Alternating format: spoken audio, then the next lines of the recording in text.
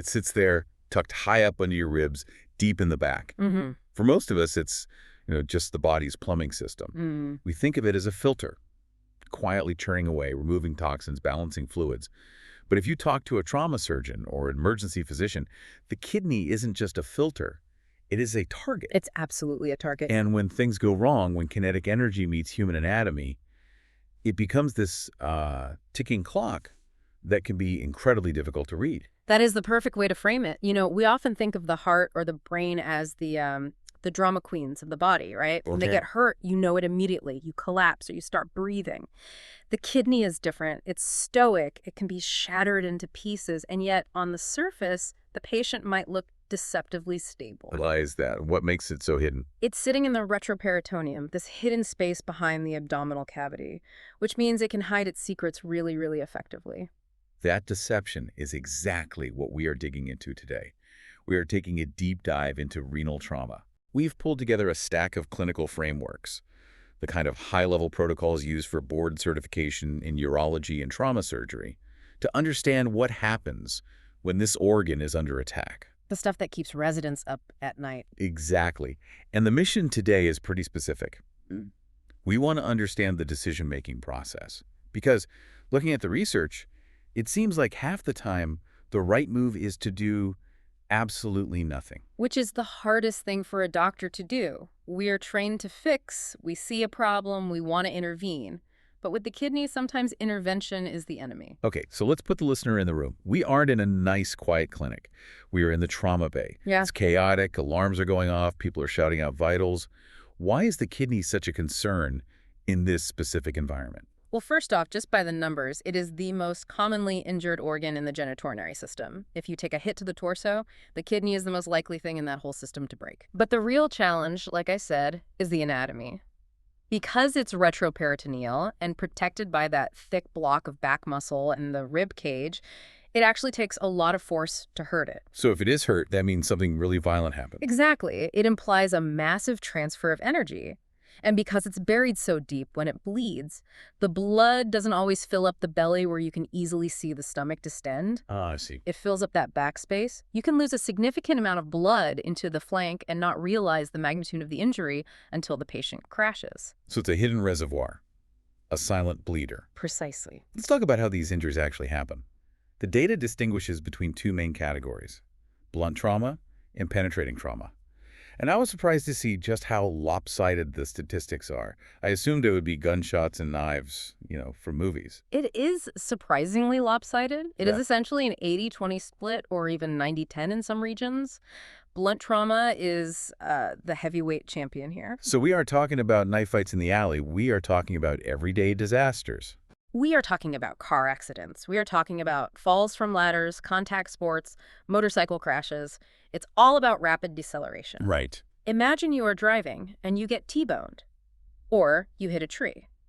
Your body stops moving instantly, but your organs inside keep moving forward until they slam into the wall of your ribs or your spine. That shearing force. That shearing force, that whiplash effect inside the body is what tears the kidney. Whereas penetrating trauma, a gunshot or a stab wound, is more direct. It's less about physics and more about, I guess, geometry. Exactly. With a bullet, you have a trajectory. You see the entry wound, maybe an exit wound. You can basically draw a line and say, okay, the kidney is in the path of destruction.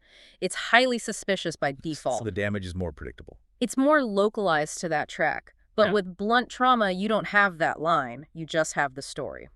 The mechanism of injury. I see this term all over the source material. Right. You have to be a detective. If the paramedics wheel a guy in and tell you he fell 20 feet and landed on his side, or the steering wheel was bent in half, your index of suspicion has to skyrocket. Even if he looks okay. Even if the patient is talking to you, even if they look okay, you have to reconstruct the violence of the event in your head. You have to think, that much energy went somewhere. Did it go into the kidney? It's interesting because I usually think of trauma as what I can see. Bleeding, broken bones, sticking out. But you're saying the most dangerous trauma is the history. It's the story of what happened. That's a great way to put it. The story tells you what to hunt for. Okay, so let's play this out. The patient is wheeled in. Let's say it's a 25-year-old male, bad car wreck, blunt trauma. As a layperson, my instinct, and I think the instinct of any learner, is to immediately check the kidney. Does it hurt? Is there blood in the urine? Let's figure out if the organ is broken. And if you did that, you would fail the trauma board exam. You might even lose the patient. I walked right into that trap, didn't I? You did. But it's the most common trap. In the first few minutes of a trauma resuscitation, nobody cares about the kidney. Nobody. We care about the patient. We follow the ATLS Protocol Advanced Trauma Life Support. It's strict, it's rigid, and it saves lives because it forces you to prioritize. This is the ABCBE framework, right? Correct. A for airway, B for breathing, C for circulation, D for disability, E for exposure. And the kidney is where on that list? It's barely a footnote in C. Think about it. A kidney injury, even a bad one, usually bleeds relatively slowly compared to, say, a torn aorta. Or blocked airway. Or an obstructed airway where you can die in minutes from lack of oxygen. If you are busy palpating the patient's flank or worrying about their urine color and you miss the fact that they aren't breathing, you have lost the game. So you have to deliberately ignore the specific injury to secure the system. You have to treat the patient, not the organ. It takes incredible discipline. You might see a bag of urine hanging off the side of the bed that looks like bright red wine.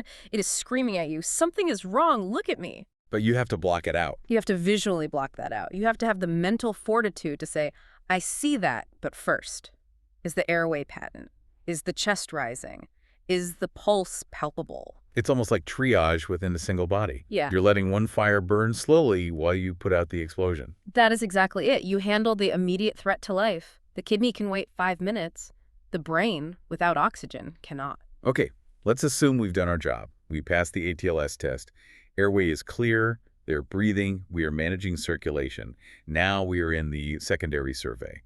We know they took a hit to the flank. Now we can finally look at the kidney. What are we physically looking for? Now you can focus on the specific signs. You're looking for flank pain or tenderness. If you palpate, press on that area between the ribs and the hip and they guard or grimace or jump off the table, that's a positive sign. You're looking for bruising, specifically ecchymosis. The seatbelt sign comes up in the notes. Yes, that diagonal strap mark across the abdomen or flank. That is a huge red flag. It tells you exactly where the force was applied. It's basically a map saying injury is here. But there are signs that are worse than just a bruise. The danger zone signs. Yes, the ones that elevate the situation from ouch to critical. The notes mention a palpable mass. An expanding flank mass. This is the stuff of nightmares for a surgeon. It sounds like a horror movie trope. The mass, it's growing. It feels like one. You put your hands on the patient's side and you feel a firmness, a lump deep in the muscle. Then 10 minutes later, you check again and it feels bigger, tighter, more defined. That means it's filling up with blood right under your hands. Exactly. It's an active, high-pressure bleed into the muscle and fat. That is not a bruise. That is a hose that hasn't been turned off. That suggests a major vessel has been breached. And this links to the concept of shock, doesn't it? We hear the word shock a lot, but in a medical context, it's very specific. It is. In movies, shock means surprised. In medicine, shock means physiological collapse. If a patient with a suspected kidney injury is in shock, meaning low blood pressure, so hypotension and a racing heart, tachycardia, you have to assume the damage is catastrophic. Why? The kidney receives about 20% of your cardiac output. It gets a massive amount of blood flow. If you sever the main line, you drain the tank very, very fast. So high heart rate plus low blood pressure equals major vascular injury. Correct. We aren't talking about a crack in the kidney anymore. We are talking about the main pipes, the renal artery or vein being torn. Okay, I want to circle back to something you mentioned earlier, the urine, the red wine in the bag, hematuria. The classic sign. It seems logical. If the kidney is cut, blood leaks into the urine. If the urine is clear, the kidney must be fine. But the research explicitly calls this the great deception. It is the hematuria paradox. And honestly, understanding this is what separates a novice from an expert. The absence of blood in the urine does not rule out a kidney injury. That breaks my brain a little bit. How can you smash a blood filter and not get blood in the fluid? Think about the plumbing. For blood to get into the urine bag, 2 things need to happen. 1, the kidney has to be functioning enough to filter that blood and make urine. Okay. And 2, the connection to the bladder, the ureter, has to be intact to carry it down. Okay, I'm with you. Now imagine a vascular pedicle avulsion. Imagine the force of the car accident was so violent, maybe a high-speed rollover, that the deceleration literally ripped the renal artery off the aorta, just snapped the connection. So the blood supply is completely severed. Completely. The kidney is devascularized. It instantly stops working. It produces zero urine. So what is flowing down to the bladder from that side? Nothing. Nothing. And the other kidney? The other kidney is working Fine. It's working fine. It's filtering blood, making nice, clear yellow urine. That urine goes to the bladder, mixes with the nothing from the injured side, and what comes out in the bag? Clear yellow urine. Exactly. So you look at the bag and you think, we're good, no blood. Meanwhile, inside, the patient has a disconnected organ and is bleeding internally into their retroperitoneum. That is terrifying. A clear sign can be a false negative. Which is why we never rely on urine color alone. We rely on the mechanism of injury and the patient's stability. If the story says major trauma, but the P is clear, you still have to worry.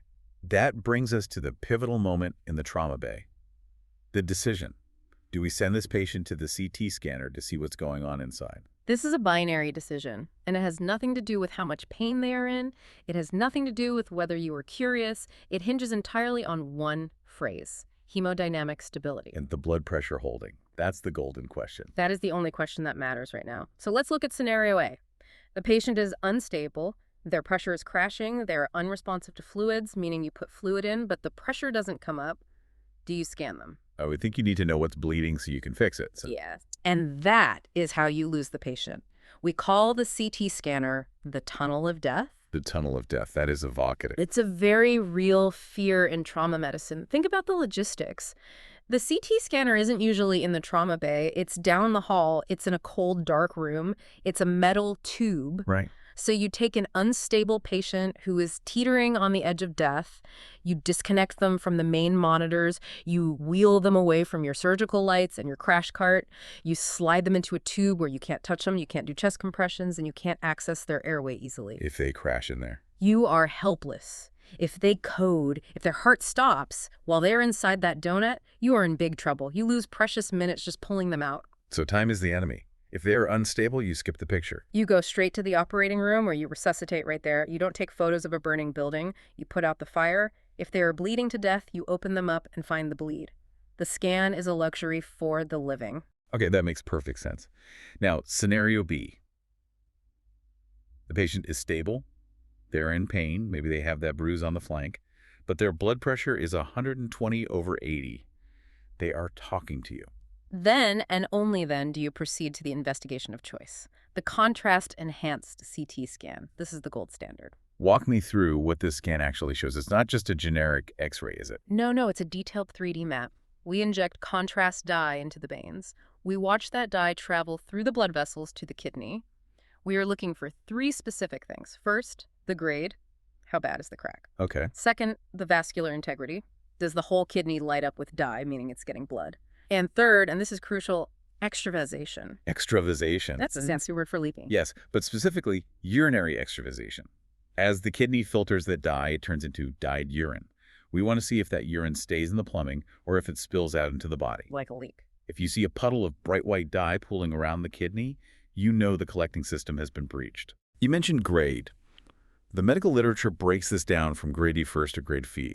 I assume this is a scale of destruction. It is. It's the AAST grading scale. Grade 1 is a contusion, basically a bruise on the kidney, or a subcapsular hematoma, which is a blood blister under the kidney's skin. So painful, but structurally sound. Exactly. Grade 2 and 3 are lacerations, actual cuts into the kidney tissue.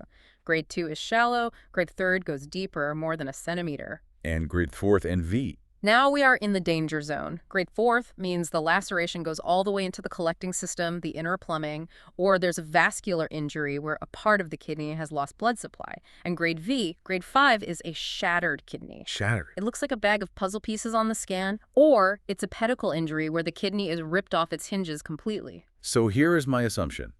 Grade I, you give them an ice pack and send them home. Grade Phi, shattered kidney.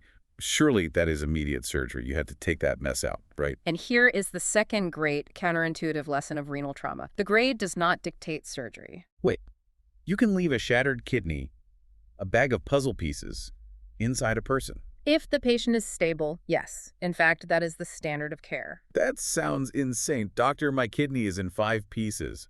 It's okay, we're just going to watch it. It's called active surveillance, or sometimes the British term masterful inactivity. Yeah. It's incredibly difficult for surgeons because we are trained to fix things. We want to cut, we want to sew. But the kidney is remarkably resilient. Why not just go in and fix it? Wouldn't that be safer? Paradoxically, no. The kidney is surrounded by a tough layer called Geroda's fascia. When the kidney bleeds, that fascia acts like a tight wrapper.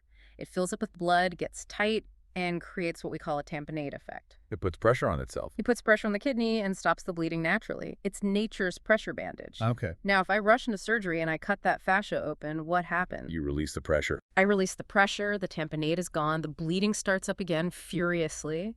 And trying to sew a shattered, bleeding kidney is like trying to sew wet tissue paper.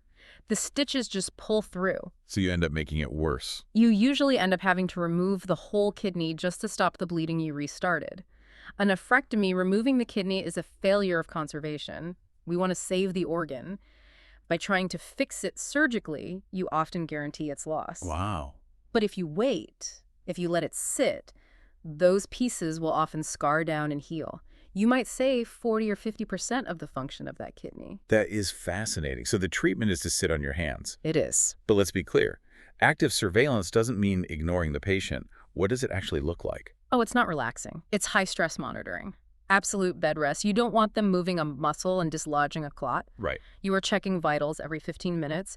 You are checking hemoglobin levels serially every 4 to 6 hours to make sure they aren't slowly bleeding out. It's a staring contest with the organ. It is. And you blink only when the patient forces you to. So what forces the blink? When do you finally say, okay, waiting is over, we need the scalpel? There are 3 main triggers. The first is obvious: persistent hemodynamic instability. Despite giving fluids, despite giving blood transfusions, the pressure keeps dropping. The dam has broken. The body's natural tamponade isn't working. You have to go in. Trigger number 2. That expanding hematoma we talked about earlier, specifically if it is pulsatile. If you are in the OR for something else or doing an ultrasound and you see the mass throbbing with the heartbeat, It's pumping. it's pumping, that suggests a major arterial bleed. It's not going to clot off on its own. And the third. A specific type of grade V injury where the main renal pedicle is avulsed or torn. Sometimes in those cases, you have to operate to try and save the vessel, although being honest, often it ends in nephrectomy anyway because the kidney has been without blood for too long. So the tissue dies. If the kidney has been warm and without blood for more than a few hours, the tissue dies. It's not salvageable. So if you do have to operate, what's on the menu? Is it always taking the kidney out? Ideally, no. We aim for a rhinorrhaphy. Rhinorrhaphy. That's a great Scrabble word. It basically means sewing the kidney back together. Okay. If there's a clean laceration, you suture it up. Or we might do a partial nephrectomy. Just take out the bad part? Exactly. You remove just the shattered pole. Maybe the bottom half is crushed, but the top half is okay. You save what you can. But if it's a total mess? Then it's a total nephrectomy, removing the whole kidney. This is the last resort. We only do this if the kidney is unsalvageable or if the patient is dying on the table and we just need to control damage. Just stop the bleeding. We clamp the vessels, take the organ out, stop the bleeding, and keep them alive. Now, there is a middle ground between doing nothing and major open surgery, right? The notes mention angioembolization. Yes, this is the modern miracle. It has changed the game in the last 20 years. It's basically plumbing from the inside. How does it work? An interventional radiologist threads a long, thin catheter up through the femoral artery in the leg. They drive it all the way up the aorta and into the kidney. Wow. They inject dye and find the specific little branch of the artery that is leaking. Like finding the one leaky pipe in a house. Exactly. And once they find it, they squirt in a coil, a little metal spring, or some special glue to plug just that one hole. Like fixing a leak without tearing down the drywall. Perfect analogy. It stops the bleeding, but preserves the rest of the kidney tissue because you aren't clamping the main supply. It has revolutionized how we handle those borderline patients who are mostly stable but just won't stop trickling blood. That is incredible technology. Okay, let's say we navigate all of this. The patient survives the trauma bay, avoids the tunnel of death, maybe avoids surgery or gets an embolization. They go home. Is it over? Not necessarily. Trauma has a long tail. There are complications that can bite you weeks or even years later. What are we looking out for in the short term? Infection is the big one. Remember that urinary extravasation, the urine leaking into the abdomen? The leakage we saw on the CT scan. Right. Urine is sterile usually, but it is irritating. If it pools and sits there, it can become a culture medium for bacteria. It can turn into a paranephric abscess, a pocket of pus surrounding the kidney. And that's dangerous. That can make a patient very sick, very fast, high fevers, sepsis. We usually have to put a drain in to suck that fluid out. And what about the long term? There was one condition in the research that I found really strange. Page kidney. It sounds like a character from a book. It is a fascinating phenomenon. It's essentially high blood pressure caused by a corset of scar tissue. Explain that. How does a scar cause high blood pressure? So imagine the patient had a large hematoma, a blood clot around the kidney. Over time, the body reabsorbs that blood, but it replaces it with fibrous scar tissue. Scar tissue contracts, it shrinks as it matures. Okay. So it starts to wrap around the kidney and squeeze it. Like wearing a shirt that is 3 sizes too small. Exactly, or a tight corset. The kidney physically feels this pressure. Now, physiologically, the kidney thinks, I'm being squeezed, so I'm not getting enough blood flow.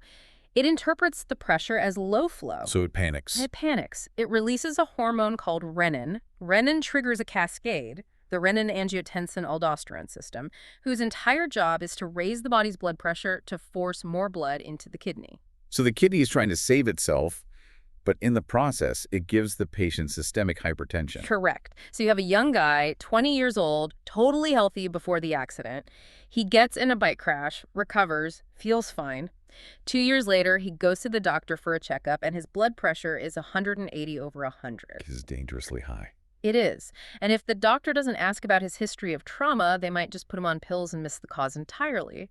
The cause is that old scar squeezing the kidney. That is a crucial connection. It really emphasizes that medical history isn't just paperwork, it's the key to the puzzle. Absolutely. Before we wrap this up, the source material had a specific flag for pediatric patients. Why do we treat kids differently here? Is it just because they are smaller? It's not just size, it's composition. Kids aren't just small adults. Their anatomy exposes them to more risk. Oh, so.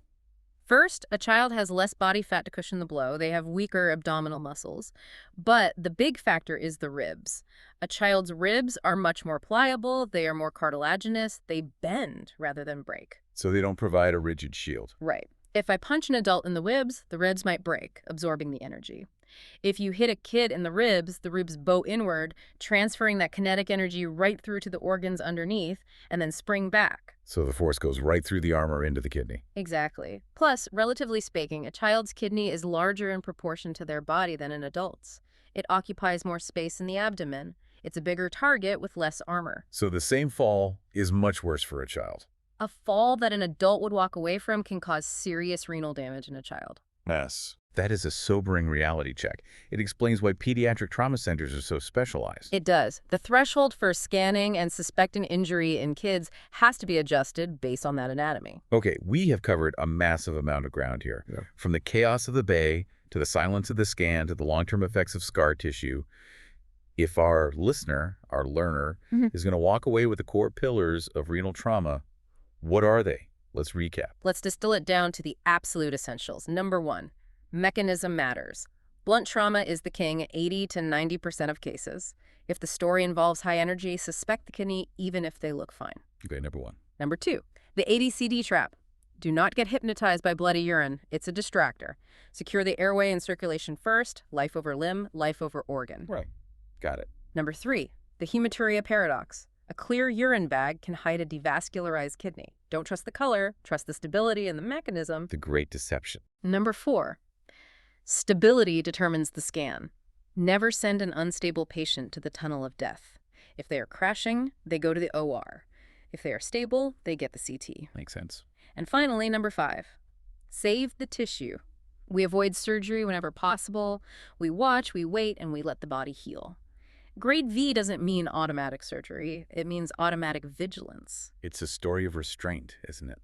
The hardest thing to do is stand back, but often it's the right thing. Absolutely. Primum non nocere, first, do no harm.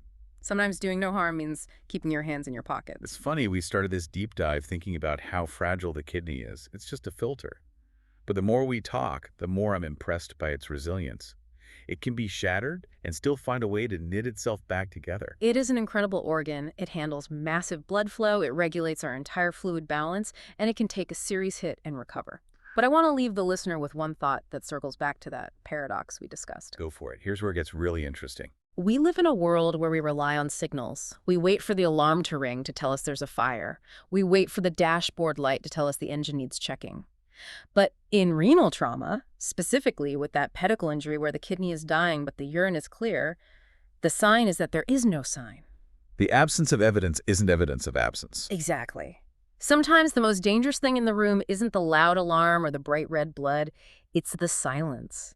It reminds us that whether in medicine or in life, you have to look deeper than the surface. You have to understand the mechanism, the why, and the how, not just look at the result. The silent alarm. That is something to mull over. Thank you for guiding us through the trauma bay today. My pleasure. And to you, the listener, thanks for diving deep with us. Hopefully you'll never need to use this knowledge drive safe out there. But now you know what's happening behind the scenes. We'll see you on the next deep dive.